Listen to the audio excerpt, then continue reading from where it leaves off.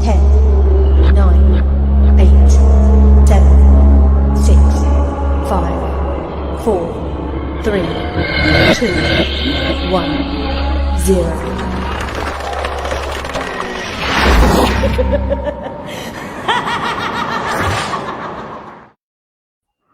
What's happening, Demos? Welcome along to this week's Demonologist UK. I'm your host, Damon Penny, and this week we've got a very special guest this week. 3-star guest, Nick Donaldson, on the show. It's going to be a good one. I'm really, really looking forward to this one tonight. Really, really am. We're going to be talking to Nick about how he approaches his investigations, because he's very scientific the way he sort of approaches things. Going to catch up, see what he's been up to. And just speak to Nick about everything that's been going on. Shouts out to everyone that's locked in. It's really good to have you live. Before we get Nick on the show, there's a few things that I want to talk about. First things first, I'm still raising money for the National Autistic Society. Now, autism it's a charity that's very close to my heart. I really, really want to start getting people to sort of just get donating. I mean, the country's now going back to normal. We've had this promise that we're going to be going back to normal on the 21st of June. Everyone's going to be vaccinated by the 31st of July. It'd be great to get some money raised so that we can start supporting. And all you got to do, head over to my page, facebook.com/The Demonologist UK. You'll find it pinned to the top there, the GoFundMe. And I promise you, it's fully secure. And 100% will go to charity. Now, don't forget, we are live on the HAPRC live feeds. This is the new home for the Demonologist UK, the live shows. We're going to be here each and every Friday at 9 p.m. Going to try and get a special guest on every week. At the moment, I'm fully booked up until the end of April. So if you do and you are interested in becoming a guest on the show, all you have to do is, once again, head over to the fan page. That's facebook.com/The Demonologist UK. Hit me up with a message and we will sort it out. Now, with no more further ado, we're going to get Mr. Nick Donaldson on the show. Nick, hello. How you doing, mate? Long time no speak. Yeah, I know. It's been ages. Absolutely ages.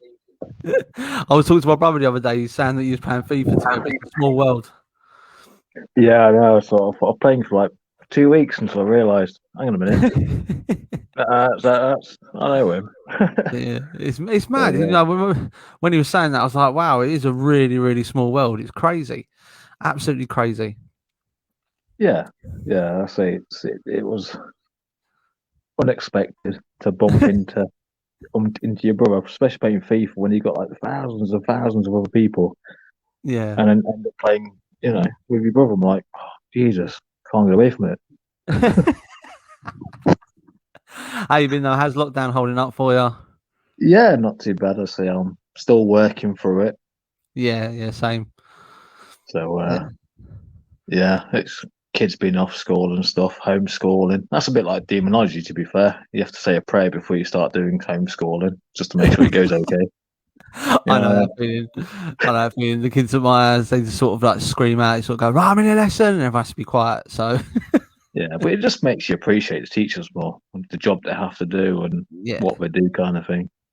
Yeah, I mean, my partner, she works as a teacher, and you sort of the stuff that they go through, the way they sort of they sort of put themselves in harm's way. You do appreciate a hell of a lot more what they do. Yeah, exactly. So how's the well, obviously you haven't been out investigating. You've got things planned, obviously, when we if this thing happens on the 21st of June, as Derby Paranormal got a lot planned. Yeah, I mean, we've got things in the pipeline and stuff. We're still having people talk to us and come to us asking for advice and stuff, and we're doing what we can to try and help them. Basically, we can't do a lot because of the restrictions, lockdown. We're not one to sort of break the lockdown just for the sake of it. We want to keep everyone safe and so forth, but on the other side of it, we want to make sure that everyone's safe, the paranormal side of it. So, but we're doing what we can. It's one of them things, like, at the moment, with the way things are, you can only do so much. You can only do what you can do. At the end of the day, like if people are reaching out to you, it's still great to be able to do the paranormal work, but the lockdown is obviously it's hindered a lot at the moment. But yeah, no, really tonight I want to sort of, because I get a lot of people on the show, and a lot of people are very much, open-minded. They sort of approach things from a paranormal point of view. And I remember, because you're what we call a 3-star guest, so you've been on 3 times now, because you was on the paranormal debate. Then we had you on a little while after that, and this is your 3rd time on. And I remember talking to you before. You approach things in a different way to the people that I spoke to on the show now. It's more of a scientific approach, because I've sort of bigged it up on the prologues and the intro texts and stuff like that you're skeptical. I wouldn't say, I think I've not done justice there, because I wouldn't say you're skeptical. You're more scientifical. I'm a skeptic believer. I do believe in it, but in a way, I'm also skeptic. So I'm always questioning what's happening around me, what I see, what I feel, kind of thing. Yeah, it's more of, rather than jumping at a conclusion of, oh, that bang was something, paranormal. It was like, right, you got to think the mindset and think, right, that could have been something natural. Go and try and find out what it was, recreate it, and so forth. And it's, as I say, I mean, everyone thinks differently. I mean, it's like with people's beliefs. If you believe in a certain god or religion, it's the same as the paranormal, because you can't always, even if you think it's not paranormal, someone else might think it is. But I don't want to sort of go to them and say, no, it's not, because it's their belief and it's their experience, kind of thing. But when it comes to like private, personal stuff, it's completely different. Yeah. I mean, I completely agree with that. I think that, I mean, I'm one of these people, I'm a stickler for people that try and force beliefs and thought patterns on others. I think that's the wrong way to go. I think you should allow people just to sort of make their own judgment at the end of the day, and then sort of guide them more and sort of give you a point of view. If they've got a point of view back, then you sort of just go, okay, that's fine. That's your belief system. This is my belief system. I find that works a lot better. Yeah, I mean, say when I first started many, many years ago, everything I experienced, I thought, it's paranormal. I've caught something. But then it's interacting and speaking to other people and learning about it. Then you start thinking to yourself, hang on a minute, was it something paranormal, or could it have been explained? And gradually it's kind of cemented in your head to sort of say, right, rather than jumping at any conclusion, it's always best to, as I say, investigate it.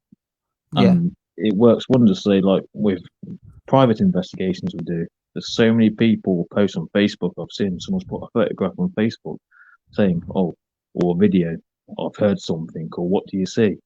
And loads of people say, oh yeah, you've got a ghost. You've definitely got a ghost. You need to get hands cleansed, house cleansed and stuff like that. And I'm thinking, well, how do you know? You've not been there. Yeah. You've not, investigated it or spoke to the person about it and find out things. And a lot of the time it does make that.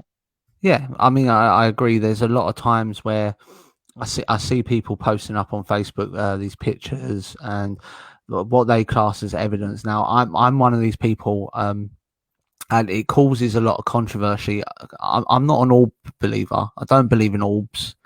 I don't think they exist. I think that if it was, this is my, I mean, I took a lot of this from Ben Winfield. He sort of explained it to me in this way. If you picture a spirit or a ghost, they're a ball of energy. They're its own energy source. They're generating their own energy. They're able to spike an EMF meter. They're able to set off sensors and change atmospheres and change the atmospheric sort of environment. So if they're going to show themselves as a ball of light, it's going to be pulsating. It's going to be generating its own energy. I don't see it as just a faded light sort of going and changing direction. That's my belief. I mean, what do you think when it comes to orbs? Um, I don't really believe in Orbs at all, to be fair. I mean, Yeah. if you went, I mean, anyone could do this, even the people listening. If you go into your bedroom now, shake your bed sheets really fast, and then take a photograph, you'll see thousands of them, Yeah. absolutely thousands of them. But I mean, there's only one instance where we've caught something on camera, which we can't technically explain what it was or where it how it happened or how it came from, and it was done on a surveillance camera, night vision surveillance camera, Right. and we seen something circling around the camera. At first, we thought, oh, it could be an insect. So I went upstairs, wiped the camera off, and then come back downstairs. We didn't see it for about another 10, 15 minutes, but then it come back again. It was just circling around the camera really slowly. Yeah. And it was it was a bit strange, a bit weird. We say we couldn't explain what it could have been, but I say with like photographs and things like that, 9 times out of 10, they're just dust. But if you get video of light and only moving in a Yeah. certain pattern, if it stops and changes in direction and so forth, and then it could be something, but something that starts off camera, ends off camera, 99% of the time it's just dust. Yeah. Yeah. I mean, you've got to look at obviously drafts in the room, see if the orb is following in that draft. Wind swirls, because that can make it change. There's so many different aspects that affect an orb. I think it's not conclusive evidence of the paranormal. A lot of investigators sort of jump on that bandwagon straight away, where they sort of go, "Oh, it's an orb right there. There we go," but they're Yeah, only learning from what they've seen on TV. You yeah. know, you've I got your mean, most it's like haunted, your ghost adventures. They treat orbs as something it's amazing, it's incredible. yeah. It's you know, I say TV shows will treat it as that way because they think people believe it, and it's rather than him having to make something happen, fake it. yeah, I mean, but yeah, it's easy for editing purposes. It's like, oh yeah, look at Saw, whereas it could be a strand of hair floating past, yeah. No, I something mean, like yeah, that. But I yeah, mean, definitely so agree. some people say, oh yeah, I've caught an orb because it's like a completely different color, but that's down to like the water, like water vapor through Yeah, kind of thing.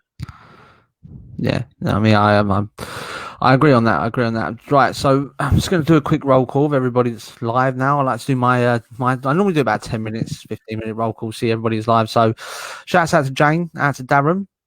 Welcome along, Jen. How you doing? Out to Patrick, Patricia. Out to Jacqueline, one of the presenters here on HAPRC. Out to Ant as well. Out to Russell. Out to the Essex Ghost Hunters crew. Out to everybody locked in. I mean, it's one of them things when we look at it, Nick, you know, it's hard to get conclusive evidence of the paranormal. Now, when it comes to the way that you investigate, where you look at the scientific side first, you like to sort of discount the natural causes to find that paranormal cause. I think that's the proper way to do things. Now, there will be people that disagree with that, but I think that's the proper way to do things. It's almost taking the stance of a true investigator. If you look at people in like detectives or investigators that investigate true crime, they always take the option with the least amount of questions with it. And if you're sort of sitting there and you're sort of, you know, taking away all these different, right, it can't be a breeze, it can't be this, it can't be that, it leaves you with only one question, and then you know that you're in the right place. You know that it's more, the evidence you're getting is more conclusive. I mean, is that the way that you approach things?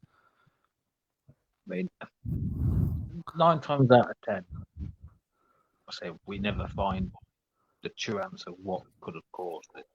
I mean, even if we left with one question, we always find another possible reason that could have caused it. So we're sort of not automatically saying, "Oh yeah, definitely, we caught something," unless we're 100% certain that something's paranormal. We we won't label it as being paranormal. It's unless we're sure, we're not going to sort of say, yeah, that was definitely a ghost kind of thing. I mean, we've been to a place before, and in fact, another paranormal group was actually doing a live video there at the same time while we was there. Oh, okay. We had to sort of sit back a little bit because for what they were saying and coming out with. I mean, one of their team members was actually intoxicated at the time, doing a live video to people saying he was coming out with all these different names and so forth to this place, and we're like, no, you just can't do it that way. Yeah, that was having thousands of people watch the video, thousands of people saying, "Oh yeah, we know that. Well, we seen this, we heard that as well." It's like, no, it's just not happening. It's all about. So say some people do it in the way to be showmanship, but we do it in the way to actually show what it's all about, how to go about it, how to do it properly. But it's crazy to some of what they do. Yeah, I mean, I agree. I think that when you're out investigating, especially if you're doing a live stream or if you've got guests there, the evidence should talk for itself. If you're having to, it's like the way I look at it. If you're using a medium on an investigation, say, the medium should be there to enhance the energies, to then get the evidence on camera or on a bit of paranormal equipment or tech, as they call it. That's what they should be there for. I mean, as much as they should be bringing out information, which I agree on. I agree that they're there to also bring out information. But if they can enhance the energies and get that information corroborated with the paranormal tech that you've got there at the time, it's only going to benefit you in the long run. Like corroborated evidence, I think, is the way forward when it comes to investigating. I've had a lot of teams on the show, and I've sat and spoke to them, and I've said like corroborated evidence. So it's great that your medium's coming up with this information that you go away and you investigate it and you research it, and it's right. But if you can get that corroborated on, say, an SB7 box or I can't remember the name of it. That little box, that little devil box thing that comes up with random words. I can't remember the name of it. Yeah, the Ovilus. That's it. Yeah, the Ovilus 3. If you get that sort of corroborated on that, it's like a smoking gun. If you've got corroborated evidence in it. Yeah. I mean, it's always good. That's like, especially if you experience something yourself, and then you get it backed up on something which, say, something electrical or some sort of gadget, and it comes back to the spirit of what you've experienced. Because we've had the first one about the LCD display on, and we've had that come out with words before that weren't even in the dictionary on the Ovilus. Oh yeah, because they're preset, aren't they? Yeah, I mean, say we even contacted Bill Chappell, and so forth. He invented it. He sent a list over every single word that was inside that Ovilus device, and we had it in the manual as well. But the words we had that came out weren't even in there, and it came out with even numbers and stuff and so forth as well at the same time. And it was... Yeah, that's crazy. Because if you think about that in the literal form, the spirit is transferring its energy into the box and basically reprogramming the box to what it should be doing. It's just mad. Yeah, so it was like baffled. We couldn't explain it whatsoever. And like when you put the box in, you can program it's like your phonetic mode.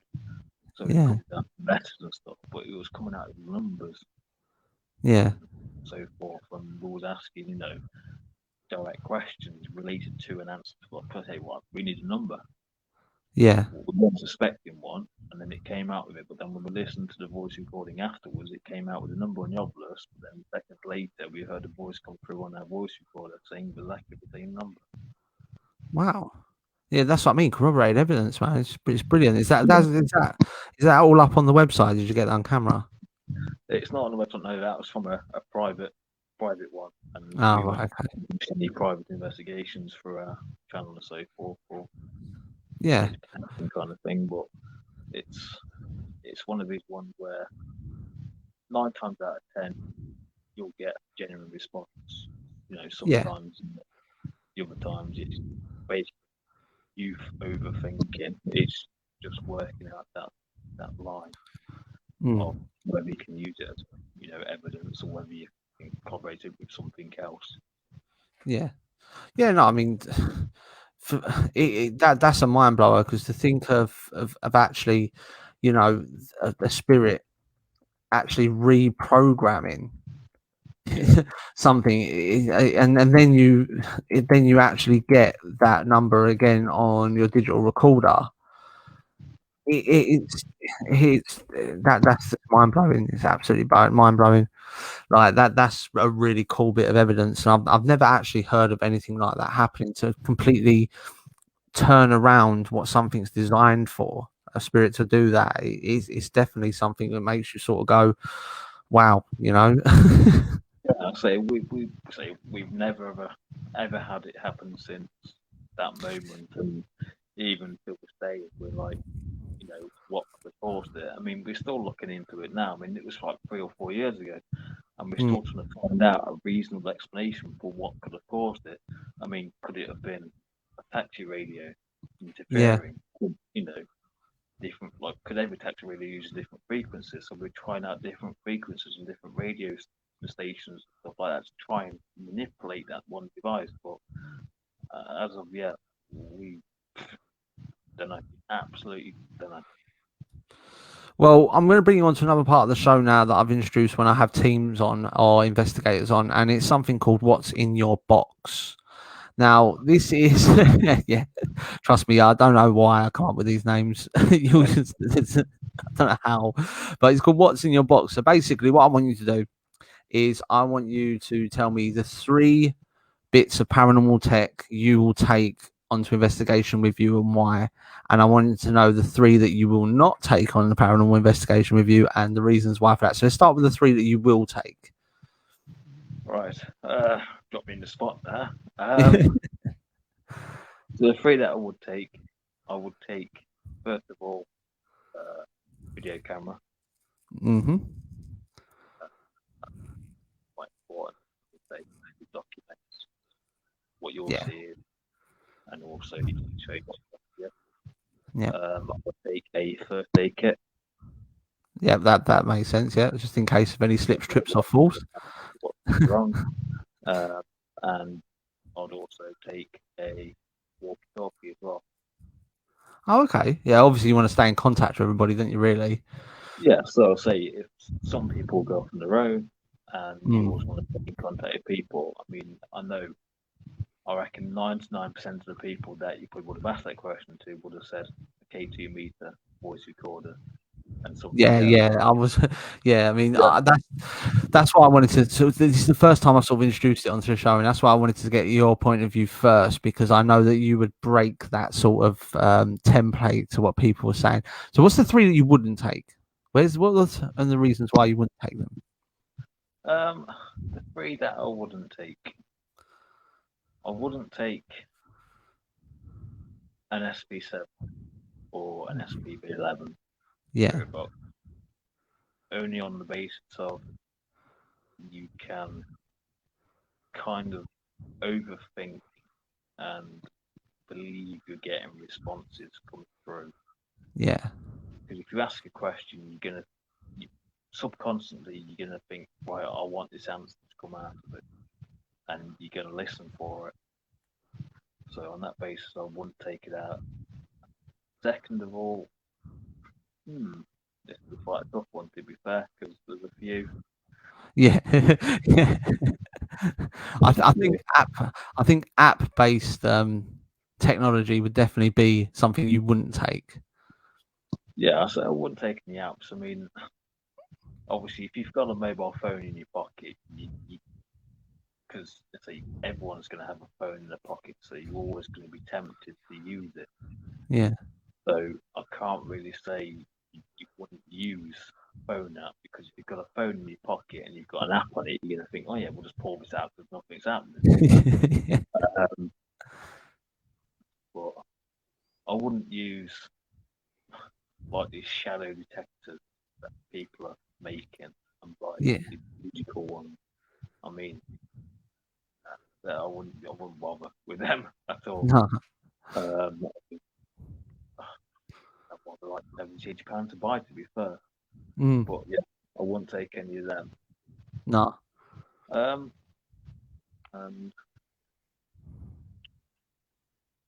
I'm trying to think of the third one now without causing any controversy.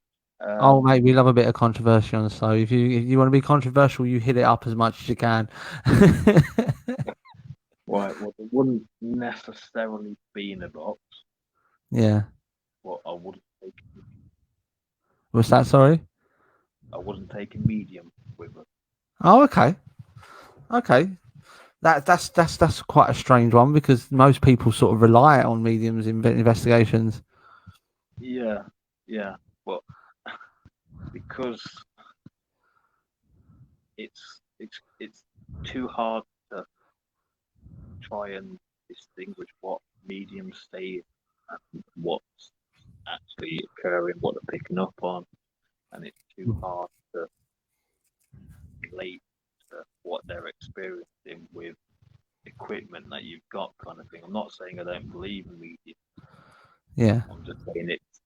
Because if mediums turn around and say, "I have such, something standing over there, it's bigger," we go over there with equipment and it's not coming up. We don't want to sort of say, "Well, we're doing this because we don't believe you." Yeah. It's one of those. I mean, I'd rather.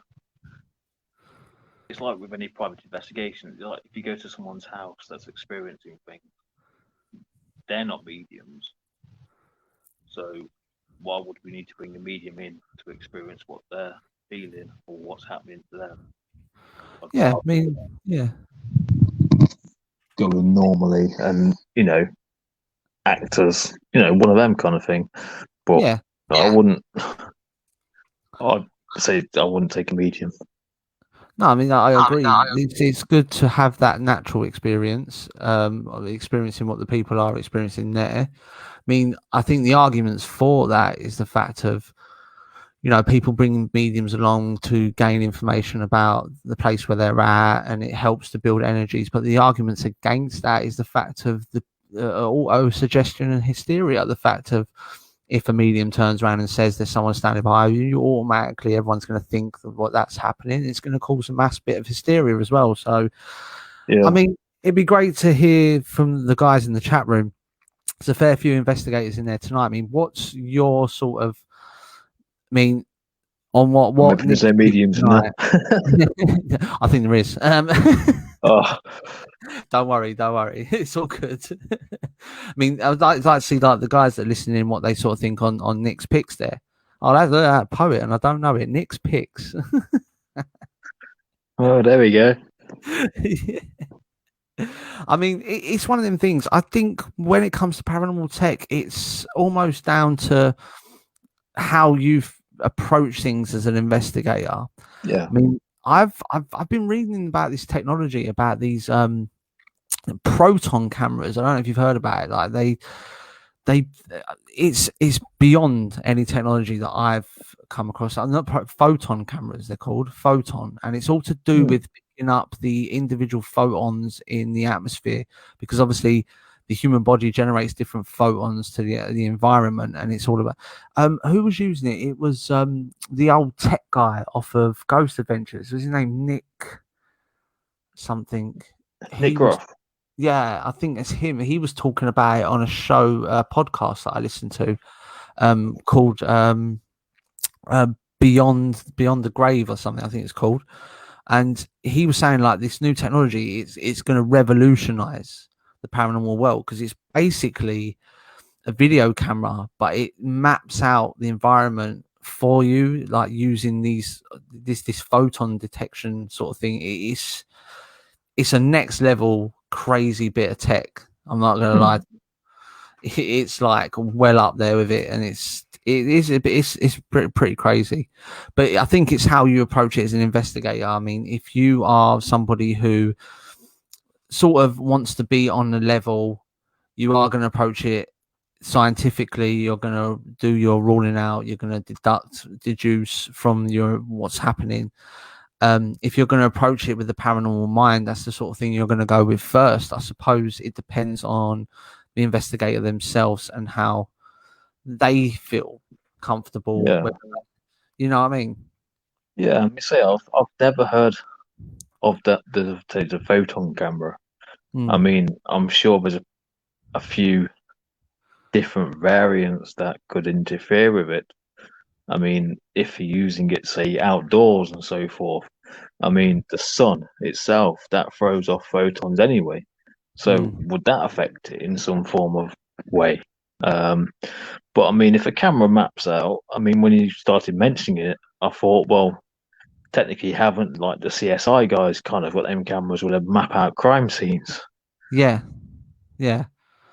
I think, see, this is the thing, and I was talking to someone about this a few weeks ago on the show. All this paranormal tech, it isn't actually invented for paranormal use. It's invented for other uses. Yeah. Like the Trifield meters, they were invented for something completely different. You know, Yeah. The SB7 runs on like predated technology because it scans through radio frequencies. Everything that's created for the paranormal world is created for something different. It's been adapted. Yeah, I mean, I'd say I don't think even some of the equipment's been adapted. I think it's because if someone's using something and they think, oh, that shouldn't have happened on this object, could it have been a ghost? And they've told someone else about it, and then someone else has told someone else about it, and they're like, oh, hang on a minute, we can make that into a paranormal stuff, and we can use that to try and track ghosts, kind of thing. Yeah. I mean, in the olden days, all they used was dowsing rods and, table tipping and stuff like that. And they didn't have problem communicating with spirits or, why would they need something that does 500 different things and all these LED lights and all these little motion trackers and stuff? What did we say? Yeah. I think it's all most of it's money making. It's even so much as I'd go to say it's overcomplicating as well.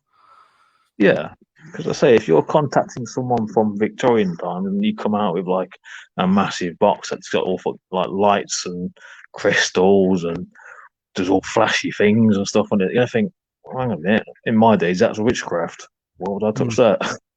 Yeah, so exactly.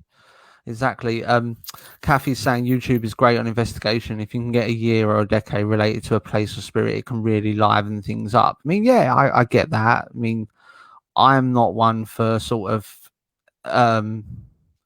pre-researching where I'm going, but yeah, I mean, it definitely makes sense. I mean, Ant's also saying I'm at the stage where the less tech I use, the better results I get. Only real tech an investigator needs is a camera and a voice recorder. Everything else is to aid rather than primary involvement. I mean, that I would definitely agree with that. Yep. Yeah, and Ames is also agreeing with that. She's saying, I think it will go full circle and investigators will go back to basics. I think so. It's almost as if like investigating follows trends, like at the moment everyone's dressed up in dungarees and tie-dye tops like they were in the 80s. It does go full circle, doesn't it? Yeah. I say if like especially like with TV programs and stuff, it's like a TV program comes out and they think, oh yeah, this new gadget's come out. And guarantee people start buying it. And it's like, why would you buy something that you don't understand and it's not going to help you contact you with anything else or, be a better investigator than what you've already got? Yeah. It's, as I say, we've always turned around and says it's better off just being basic. I mean, the best paranormal tool you can ever own is yourself. And that's it. You don't need to spend hundreds of pounds on gimmicks and, things like that. No, I agree. I say it's especially when people making stuff and they start trying to sort of profit from it, selling it for like 50, 60 pounds when you can make it yourself for like £2. Yeah. But it's the same as real life scenarios. People it's all about profit making. I mean, if you've been in the Yeah. paranormal world long enough now, you sort of know what you're looking for. You know what you need. It's like with the field that I work in. I know what I need. I know what I need to spend money on and what I don't need to spend money on. With all these other gimmicky things that are going around. I mean, well-seasoned investigators like yourself, people like Essex Ghost Hunters and stuff like that. You mean they and all the investigators I've had on the show, they sort of know what they're looking for and they know what they need to buy and what they don't need to buy. Yeah, yeah. If you're starting out in the paranormal, don't automatically think, "Oh, I need that," because TV shows say it works. It's whatever works for you. I mean, when I first started out, all I had was me and a torch. That was it. Never even had a camera when Yeah. I first started out. And I say I've never had a problem with it. I'd say I've, through personal experience and stuff. And then it grew kind of thing. And then you get to learn all the bits of equipment that you use and as you say, what you need kind of thing. Yeah, there's a point in your life where you you spend hundreds of pounds on different things and you think, hang on a minute, I didn't need that. Yeah. But I agree. It's just knowing. Jane's, who's a medium, she said some investigators can only identify a spirit is there with a visual aid and can be very narrow-minded into what is really going on around him. I mean, I agree in a sense. I do believe that mediums play their part. I think it's something I used to use mediums a lot when I was investigating. It allowed me to keep people safe. It allowed me to further information that I was getting on my tech. I mean, you have to, like I've said before, it depends on how you approach it as an investigator. And I think that's what people have to take away from the discussion. But quickly, just going to quickly run over, quick break, quick advertisement, and we're going to carry this conversation on the other side.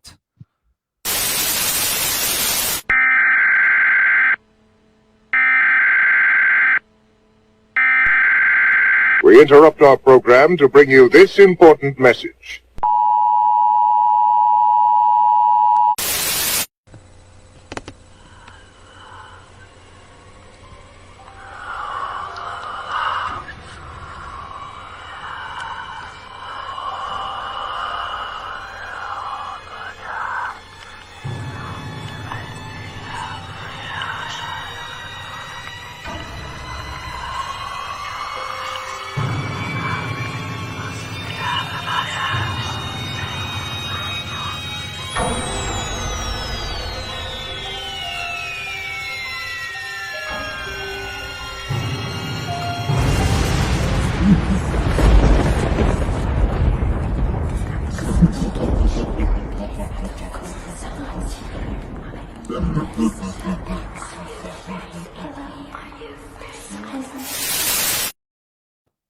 I am well chuffed with that.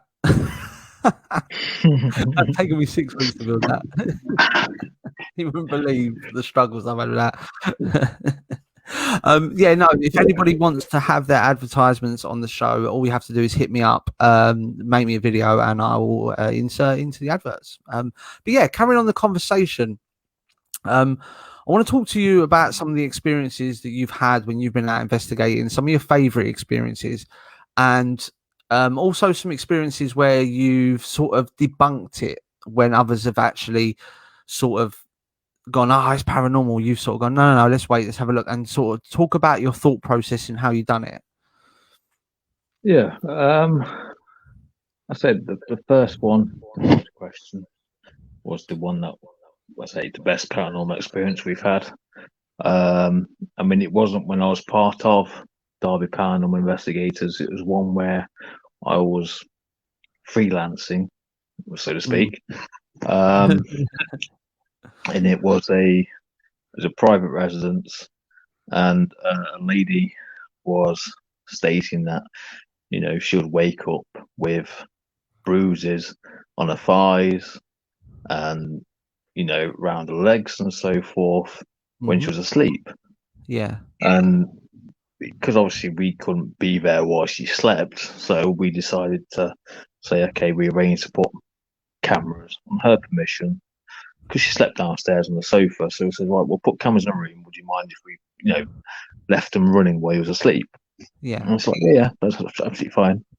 So we did that, and then she gave us the cameras back the next day. We watched the footage back, and we don't know what could have caused this, but she was asleep on the sofa, lying down. Next minute, her hair started raising up, and the hair Wow. was being plaited on camera. And then What? when she obviously woke up, one side of her head was in plaits. It actually, whatever was doing on the camera actually plaited her hair. Plaited her hair on camera, and when she woke up, one side of her hair was. I mean, it was a crap plait. It weren't the best, but it was plaited. Wow, but that's mental. And to say we had no idea what could have caused that. I mean, we even went back a few times after that, and we had when we took like say we their team members and stuff. They had their friends come as well. There was about 3 or 4 of us there, and one of them was a proper true skeptic. Didn't believe in anything, but he came along because his missus says, "No, you're coming," kind of thing. And we was upstairs. Yeah, I'd say we was upstairs, and like we thought the house then starts like asking questions and so forth, but then like the house started shaking, and we actually thought it like an earthquake. Right. And we obviously went downstairs to make sure everything was okay, make sure the owner was okay. And she was like, "Yeah, I'm fine, fine." And I said, "Well, have you got elderly neighbours?" And she's like, "Well, yeah, everyone's quite old around here." So we went next door. I said, "Look, are you okay?" He goes, "Well, of course we are. What do you mean?" Because, well, there's an earthquake, wasn't there? And it's like, no. Wow. Wow. But like, we were confused because, well, hang a minute, your houses are attached to each other. Yeah, they didn't feel it, but the house we was in we could actually feel it shaking, and it was. Till this day, we're still baffled by it, and I say I'm still talking to the owner as, now kind of thing, because she's still experiencing things, and it's one of these cases that we just, well, me personally, I can't even fathom what's going on there. Yeah, I mean that's even baffled me. I mean, the first part where she had her hair plaited by, basically an intelligent spirit. I probably would go with a teenage girl, but that would be just it's one of them things where you sort of automatically think that, but because I wouldn't be able to prove it. But that first bit that stumped me. But then the fact that the attached house shook and you all felt it. Yeah.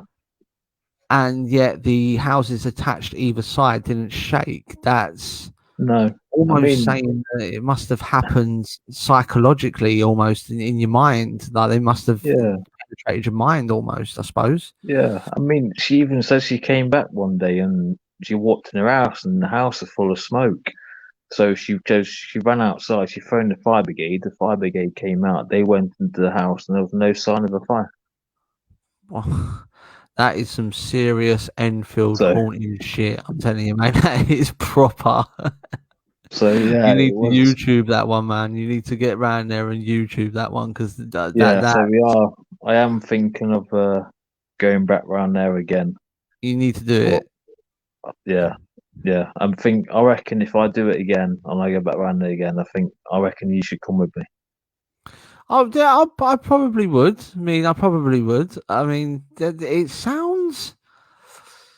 If you look at demonic hauntings in general, I mean, because not everyone is the same, but they do follow the same rules of thumb. Almost, it's almost unbelievable of what's happening. You get your intelligent spirits that will throw Lego bricks and objects and bang, crash, and make noises. But when you're getting stuff like you said, smoke being created, that piques my interest because that's something that I mean I've had before, but it doesn't. Does she seem like the person? There is, another thing which she mentioned that happened. I mean, because we couldn't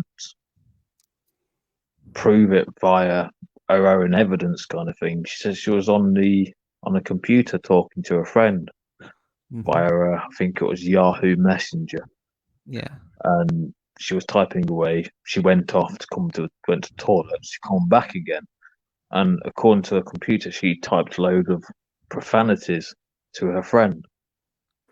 Right. I've heard of this. I've heard of Ben told me a story about a demon that was texting people off the oppressed phone.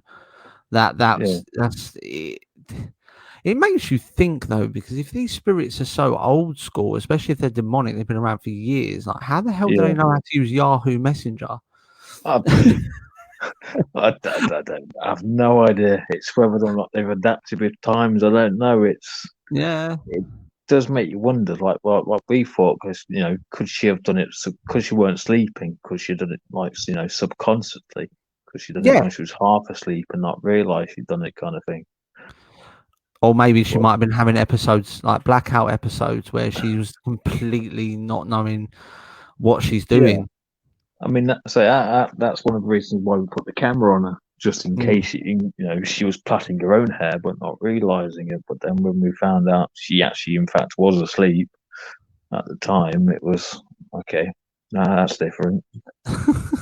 I can only imagine how many times you rewinded and watched that footage and was just like absolutely hundreds and hundreds of times. I mean, we spent, I'll say, a good probably 4 or 5 days worth of just sat there watching a 15-second segment of a video, just watching it move and starting to do it. It was crazy. I'm like, how is this possible? It can't be. It should be possible. It's a shame you haven't got that footage, man. I'd like to see that. I really, really would like to see that. I'm not gonna lie. I mean, if you want to check out anything that Nick does with Derby Paranormal, the link's just below us now. Just visit the link, head over there to their website. But yeah, I mean, that is just. I'm completely baffled. I mean, did you have anything else happen with this woman? Like, because so far she's nearly been set on fire, her house has nearly fallen from shaking, and she's had a beauty makeover from a poltergeist. So, yeah, I mean, I say we've had. She had quite a few things. I mean, her son lives behind her, as in the back of her property, kind of thing. And while she was out, he phoned her up and says, "Mom, you've got to come home. There's someone in your house." And she's like, "What do you mean?" Because there's someone standing at your patio doors. You've got to come home. So obviously she rang the police, and they came round, and there was no sign of entry, no intruder and that. But her son took a photograph on his phone and stuff, and there's a person standing at a patio window. Wow. But yet all the doors are still locked from the inside. That's nuts. That is nuts. I say it's one of these ones where I'd want to go back there again, but I know for a fact it's going to give me 1,000 more questions to the one that I actually went there to try and answer, kind of thing. Yeah, those are my sort of cases, definitely. Jane's saying ancient civilizations also had advanced technology. Yeah, they did. Ants also made a good point here. He said, surely messages sent by unseen entities are basically a type of hacking. Screen sharing has been around for decades. And yeah, I mean, that's something you'd have to get into a computer to find out if that's happened. There'll be some sort of telltale signature if it was a hacker or a screen share. Yeah, I mean, I say that's one reason why we didn't really include what she said, what happened on Messenger in what we felt we should be looking into, kind of thing, because there's nowhere to say digital content nowadays, anyone can get access to it. Yeah. So it could just be someone, if she's told a friend or whatever what's going on, they're like, oh, okay, we'll have a bit of fun with that, we'll wind her up, kind of thing. But it's more of the stuff that you can't emulate. Yeah. I mean, you can't make a house unless you're like Ocean's 11 or something like that, And it's. The hair plaiting is definitely up there, like the top 3 of things that I've heard that have happened. That's definitely one. Kathy's saying she's had text messages from son's phone that had no credit, and more recently on a podcast, my phone was sending likes repeatedly, but it was on the side, nowhere near anyone or anything that could have pressed it. mean, it's a conversation that I talk to people a lot about. Mainly, me and Ben talked quite thoroughly about that, and I've spoke to a couple of other guys about it. I mean, we as humans adapt to our environment. We create technologies, we adapt, and we become more advanced. I mean, to sit there and be cynical enough to say that spirits can't do the same, I think that's a very sort of cynical mind that will say that. They're obviously going to adapt. They can see what we're doing. I mean, they're going to adapt to their environment, so they're going to be able to use these sort of things. Yeah, I mean, that's like it's if you go to a place which has been investigated hundreds of times by hundreds of different people, different groups, they're going to be getting their equipment in. They'll start saying, "Oh yeah, come and interact with this. This is how you use it." Yeah. So they're kind of teaching that spirit how to use that device. So when someone else comes in again with the same device, they'll think, "Hang on a minute, I know how to use it." And it's like with anything. I mean, it's like teaching a child, homeschooling. You know, you're teaching your child to do certain things, and after a bit, it'll get it. It's the same as like spirit world and so forth. But it's, I mean, yeah, because they've been around for centuries, or even decades longer. It's like with anything, they can adapt to it. I mean, they probably even know more than what we do, how to work things, kind of thing, because they've seen it more than what we have. It depends the way you look at the spirits and ghosts. I mean, if you look at demons, back in history, they were able to predict the future. I mean, they probably know more, like you said, they probably know more than we do. Jane's asking, did you have any previous research into the site where the house is? So obviously where the house was based, did you do any research on the land that was there before? We did as much research as we possibly could. There wasn't a lot to go about it. It was one of these ones because I can't really say much of whereabouts it is. Yeah. But land-wise, there wasn't much history about what was previously on it. I know there was a church nearby to it, but where the house is, it weren't part of the grounds of the church. So we kind of ruled out the fact that, like with some places, you'll find where if there's a church nearby, if it's attached to a graveyard, sometimes they don't bother taking the bodies out of the grave, they just build the houses on top of them and so forth. But that wasn't the case for this. So history-wise, it kind of came up blank. I mean, we tried to even like local councils and the libraries, like the old maps, the census records and stuff like that. And to us, it just seemed it was just a normal house which was built in like the early 1900s, and that's as far as we got. That's as far as we could get. Oh, okay.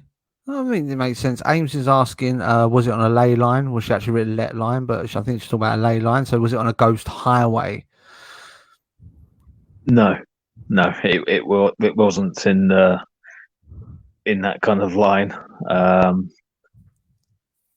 I say it wasn't near any, even like any rivers or lakes or anything like that. It weren't near anything like that at all. It was. Water enhances paranormal, doesn't it? Water enhances paranormal strength, supposedly. Yeah. I say like ley lines. Actually, you've got your triangle between like geological points around the UK, but you weren't even part of that.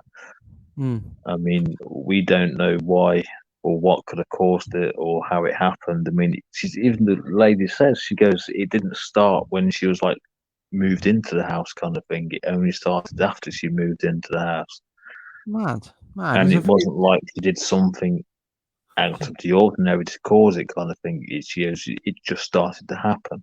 It's a job for Scooby and the team. I'm telling you, Scooby and Shaggy. I was thinking about buying a Mystery Machine van and going down there again, but no, talking of ley lines, I mean, have you actually seen a map of all the ley lines of Britain? I honestly believe like they gave a 5-year-old a protractor and a marker and just went, right, go crazy, and it's just like and just done the whole lot. Like, right, they're ley lines. Yeah, I said it's like someone has, oh, I've got a spare ruler here. What should we use it for, kind of thing. And yeah, I mean, me personally, I won't go off and look at ley lines and so forth. I mean, you can't prove, or there's no physical proof to say a ley line enhances a paranormal occurrence other than, something else, kind of thing, unless it's all about, I won't say folklore, but I say it's because someone thinks, oh yeah, ley lines, they can cause or enhance paranormal experiences, but someone hasn't gone to say what is tangible proof this ley line's caused this, Yeah. because you can't say yes or no, so we don't really go by the ley lines and stuff. But yeah, it does look like a kid's drawing them out. Yeah. Yeah, definitely.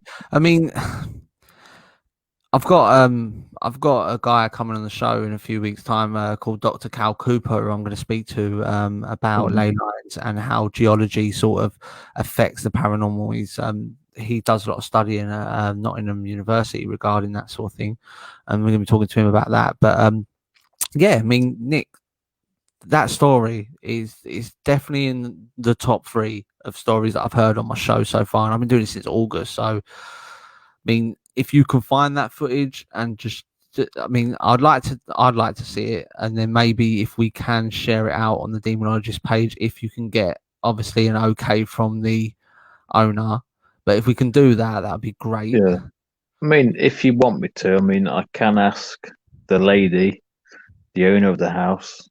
I mean, if she would like to appear on the show, so you can question her directly.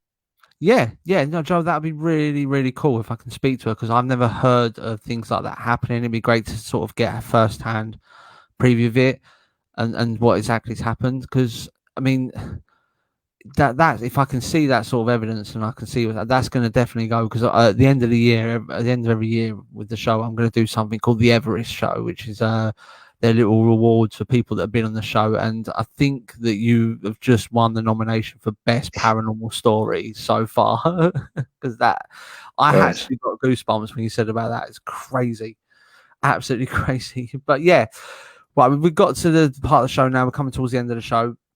I always do this with all my guests because it gives them an opportunity, because this is a great platform for people to sort of get themselves out there. Now, this is part of the show called The Big Plug. Like I said, I don't make these names up. They're just sold on eBay. I swear to God. But yeah, this is the part of the show where you get to tell people what you're up to. Give us your websites. If you're coming up on any podcasts or any live streams or anything like that, you just let us know. And this is where I hand it over to you. Yeah, I say, well, if you want to get in touch with us, we're on Facebook at Derby Paranormal Investigators. So we're usually very active on there. So if you drop us a message, we're more than welcome to answer all your questions that you've got. I mean, at the minute, we can't do a lot because of lockdown. But once the restrictions have lifted, we have got a few interesting things lined up to do. A couple of special things as well. But yeah, I say, drop us a message. If any questions, if you want any hints, tips, or if you're just starting out investigating, again, drop us a message. We're more than happy to help you. Even if you're looking for a team and you're local to Derby area, I mean, we may even consider taking more people on. So just let us know. Yeah. I mean, it's hard at the moment with all this COVID going on. It's hard to make plans because you don't know where it's going to go. But at the end of the day, I mean, I've checked out the website, paranormalderby.com, I think it is. I've checked that out. There's loads of stuff on there, guys. Loads of information on there. You can hit Nick up on the Derby Paranormal on Facebook. There's loads of information on there. I mean, I know you're constantly getting messages and dealing with things. I mean, what you do in the paranormal world, you guys, you've got a great reputation, your team, and it's great to have you on the show. All right. Well, thank you for having me again. And it was great catching up again after a few months away. Yeah, and we'll definitely arrange it again. We will definitely arrange again. If you can speak to that lady for me as well, it would be great to have her on the show. Yeah, 100% will do. Brilliant, Nick. I shall speak to you soon.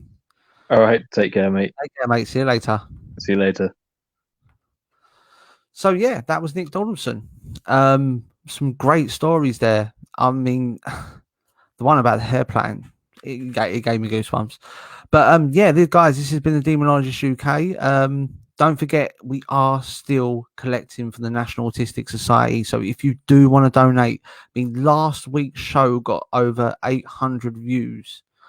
If each one of them person donated as much as 50p, we can raise £1,600 for the National Autistic Society to help children deal with autism, to get them the stuff that they need, and to get them, to help them. That's what it's all about. It's a charity that means a lot to me. I really want you guys to get on this. If you're not going to donate, just pass it on. Tell a friend. That's the way we get this ball rolling. If you do want to donate, just head over to my Facebook page. That's Demonologist. So facebook.com/The Demonologist UK. The top post pinned is my GoFundMe. It is 100% safe, and 100% of the donations go to the charity. I don't take anything from it. The whole thing goes to them. I've also got a Facebook charity page as well. You can search that one up. Just type the Demonologist UK National Autistic Society and the charity will pop up there. Don't forget, next week, we're live every Friday here on the HAPRC live feeds. Next week, we have a fellow presenter and special medium on the show, Mr. Sam Pert, shall be coming on the show next week. We're going to be talking to him about how he approaches mediumship, how he does things, and we're going to ask him all the questions that you guys have got. So if you've got any questions, just hit me up. But once again, guys, this has been a Demonologist UK. Out to all the demos that have been locked in tonight, you've been absolutely brilliant. Don't forget, take care and be lucky, people.